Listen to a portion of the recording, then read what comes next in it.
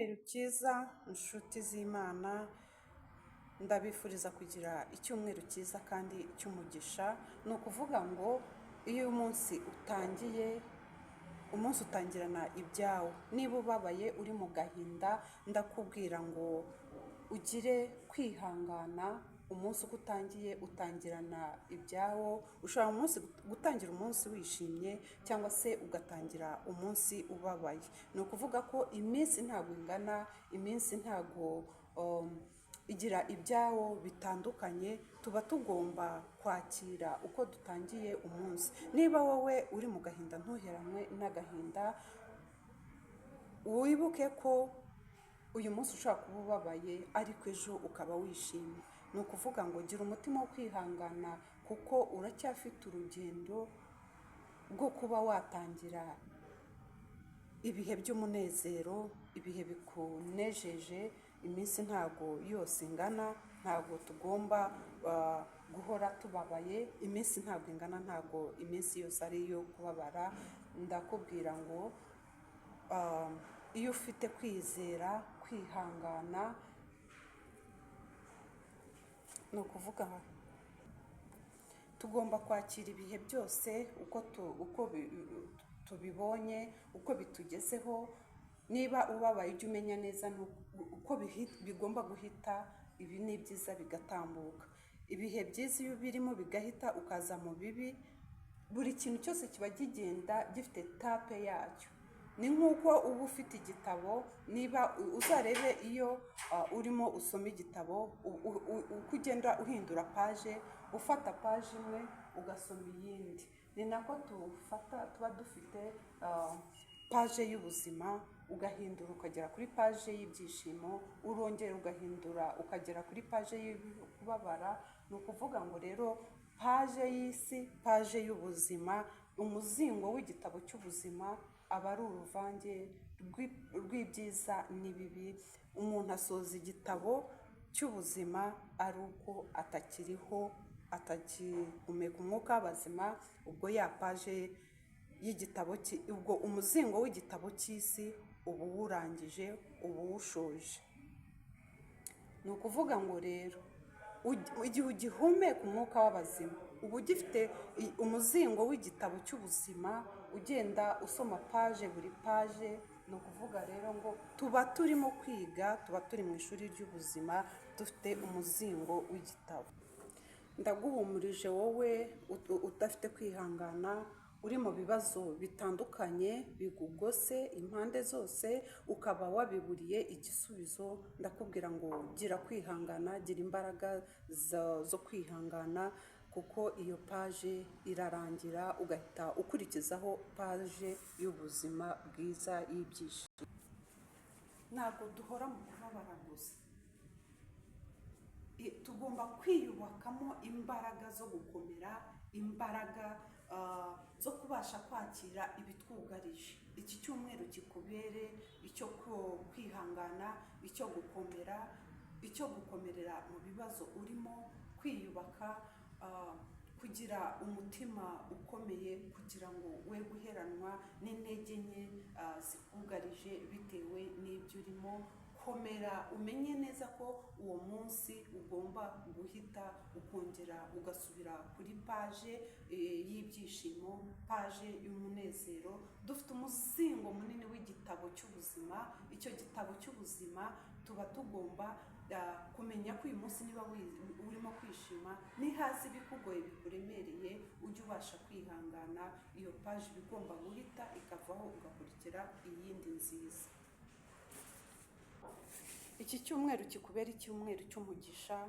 Iki cyumweru kikubere icyumweru cyo kwicara ugasengera umunsi ukurikiyeho, umunsi w'ejo, igihe uzaba ubyutse ugiye mu kazi.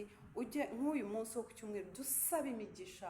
Jya wiyaturiraho ibintu byiza, imigisha myiza, imbaraga, kuko kwizera kuranesha, kwizera kurarema. Akenshi ibyo watuye usaba biba ari byo bikugirirwaho. Ni nka kwa kundi bavuga ngo umubyeyi icyo yaturiye ku mwana nicyo kimugirirwaho. niba buriya ururimi rurarema, jya ugerageza icyo wumva kikuremereye ushobora kuvuga uti utizeye ko uzakigeraho, ujya wumva ko ugomba kukigeraho mu izina rya Yesu. Usenge, ushikame, ugire umutima wo kwizera ko icyo kintu kigomba gukunda, mu gihe aho kugira ngo ugire intege, we gucika intege zo kumva yuko icyo kintu utazakigeraho. Ugomba kukigeraho mu izina rya Yesu. Ugomba kwiyaturiraho ko icyo wumva udashoboye kigomba gushoboka mu izina rya Yesu. Urumva, ugomba kwiyaturiraho ikintu cyose ko ugomba kukigeraho. Hari ukuntu umuntu mbigereranye no kuba ufite impano uzi kuririmba ariko ukaba ugira isoni zo kuririmba. Ntukajye utinya kubasha gukora icyo wumva wakabaye ukora, ngo utinye kugikora kubera isoni. Ntukagire isoni zo gutinya ikintu icyo ari cyo cyose igihe wumva ko kigufitiye akamaro kandi unagishoboye kugikora. Niko gutera intambwe k'ubuzima, gutera intambwe kuva ku ntambwe imwe ujya ku yindi, intambwe ku yindi. Uba ugomba kwiyaturiraho ikintu cy'uko uvuga uti uyu munsi niba ndi muri ibi ngibi, ejo ngomba kugera muri ibi ngibi.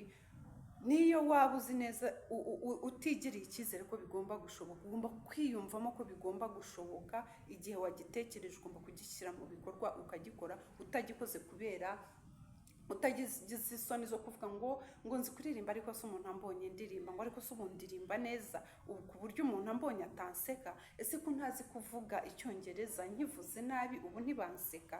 Kandi urumva wabishobora, ushobora kumva ko ushobora kugerageza icyo wagerageza cyose wiyumvamo ukumva wagishobora, ariko ukaba utinya yuko uramutse ukigerageje abandi bashobora kumuseka. Uzarebe abanyamahanga, umuzungu iyo atazi ikinyarwanda agerageza kuvuga ibyo avuga byose. Wenda urugero nko mu gitondo akagusuhuza mu kinyarwanda ati mwiriwe, kuko baba baramusobanuriye, ariko akahise akamujemo baramubwiye ibisobanuro by'ukuntu indamukanyo zitandukanye, ariko ugasanga yajya kuramutsa ari mu gitondo, ikihita kimuzamo kimworoye agahita akubwira mu gitondo nka saa 12 ati mwiriwe. Ntabwo ushobora kumuseka kubera yuko arimo aravuga ururimi rutari urwe. Nawe rero iyo ugerageza kuvuga indimi, ubwo nagiye nshakashaka ibintu bitandukanye ndimo gutangaho urugero, usanga abantu bitinyamo, agatinya kugerageza ikintu runaka, akibuka ko aramutse agerageje abantu bakamwumva bashobora kumuseka, akaba arabyihoreye. Buriya iyo ubyihoreye no kugira ngo uzabigereho biba bigoye cyane. Iteka ryose uba wumva ko ugiye gukora ikintu kubera abantu. Ntabwo icyo uba ugiye gukora ntabwo ugikorera abantu, ahubwo wowe uba ukikorera. Ntukajya ukora ikintu rero wumva ko ugiye kugikorera abantu. Jya ukora ikintu ari wowe wumve ko ari wowe ugiye kukikorera, kuko n'ubundi ibyo uba urimo gukora byose uba ushaka kugeraho, ntabwo uba ushaka kubigeraho kubera abantu. Ntabwo aba ari bo ubikorera, ni wowe uba ubyikorera. Ahangaha rero ujye usobanukirwa, wumve neza ikintu utekereje ushaka gukora, jya ugerageza. Ntuzigere utekereza kumva abandi bantu, aho ngaho umeze nka wa wundi uba ukora ikintu ashaka kwemeza abantu. Kandi nta na rimwe, ibi mpora mbivuga ko nta na rimwe uzigera ubona, nta gihe uzumva ko wemeje abantu. Nta gihe na kimwe uzakora ikintu ngo wumve ngo wemeje abantu. Ukambara neza ushaka kwemeza abantu, ugakora ikintu runaka ngo urashaka kwemeza abantu, utagikora kuko wowe ubishaka, hari inyungu bigufitiye, ahubwo ugikora kugira ngo abantu bemere. Nta na rimwe rero uzumva umuntu akubwira ko uwamwemeje. Oya, uzarinda